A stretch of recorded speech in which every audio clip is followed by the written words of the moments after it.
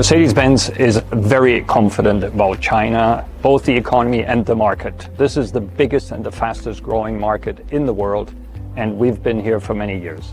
The relations with China are super important. The German economy and the Chinese economies are great trade partners.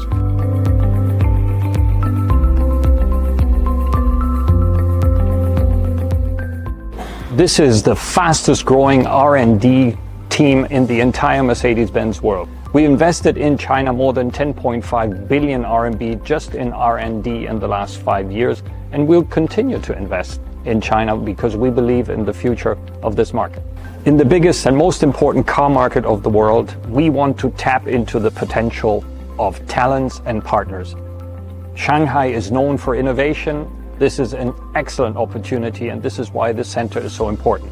Not only from a China perspective, the new Shanghai R&D center will also have a crucial role in our global business.